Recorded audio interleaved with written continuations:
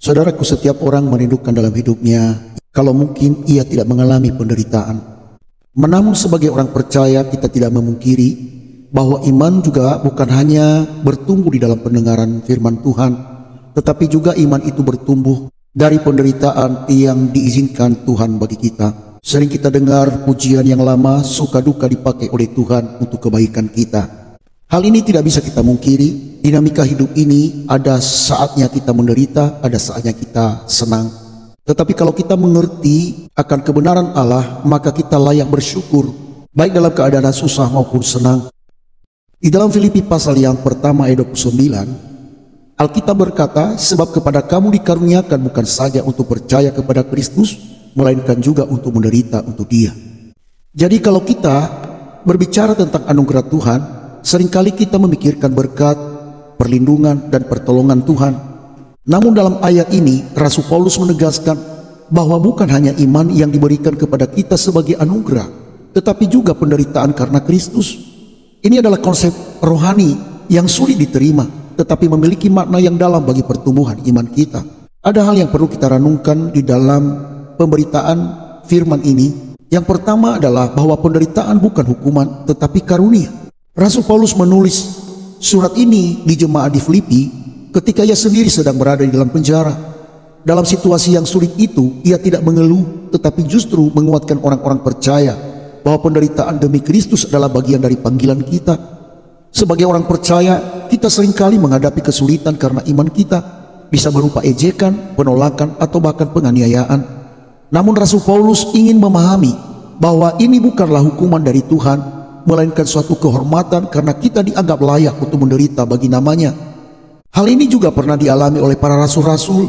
Kalau kita lihat dalam Kisah Para Rasul pasal 5 ayat 41, dia berkata bahwa rasul-rasul itu meninggalkan sidang mahkamah agama dengan gembira karena mereka telah dianggap layak menderita penghinaan oleh karena nama Yesus. Jadi sangat jelas bukan bahwa penderitaan bukan hukuman, tetapi karunia dari Tuhan. Hal yang kedua adalah penderitaan membawa kita lebih dekat kepada Kristus. Yesus sendiri berkata bahwa siapapun yang ingin mengikutinya harus memikul salib. Penderitaan adalah bagian dari proses pertumbuhan iman kita.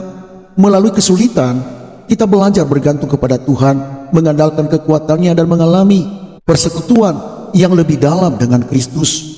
Ingatlah bahwa penderitaan juga membentuk karakter kita, seperti emas yang dimurnikan dalam api. Iman kita diuji melalui pencobaan agar semakin kuat.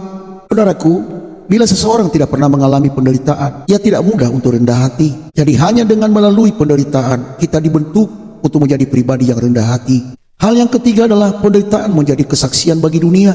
Ketika kita tetap teguh dalam iman, meskipun menghadapi penderitaan, dunia akan melihat perbedaan dalam hidup kita. Kesabaran dan keteguhan kita menjadi kesaksian bahwa Yesus sungguh-sungguh hidup di dalam kita. Seperti Rasul Paulus berkata di dalam Filipi pasal pertama ayat 21, karena bagiku hidup adalah Kristus dan mati adalah keuntungan. Banyak orang yang di sepanjang sejarah gereja yang rela menderita demi Kristus. Kesaksian mereka menginspirasi kita untuk tetap setia, karena kita tahu bahwa penderitaan kita tidak sia-sia, tetapi membawa kemuliaan bagi Tuhan. Untuk itu hal yang perlu kita ingat di dalam hidup ini. Yang pertama, jangan takut menderita karena iman. Itu bukan tanda bahwa Tuhan meninggalkan kita, tetapi bukti bahwa kita sedang berjalan dalam kehendak-Nya. Yang kedua, gunakan penderitaan sebagai kesempatan untuk bertumbuh.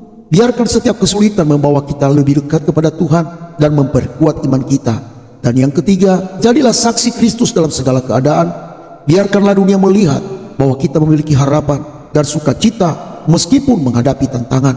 Untuk itu mari kita berdoa agar Tuhan memberi kita kekuatan untuk tetap setia dalam setiap percobaan, agar melalui penderitaan kita namanya semakin dimuliakan. Kiranya kasih karunia Tuhan menyertai kita sekalian sampai Maranatha, Tuhan Yesus datang kembali. Shalom.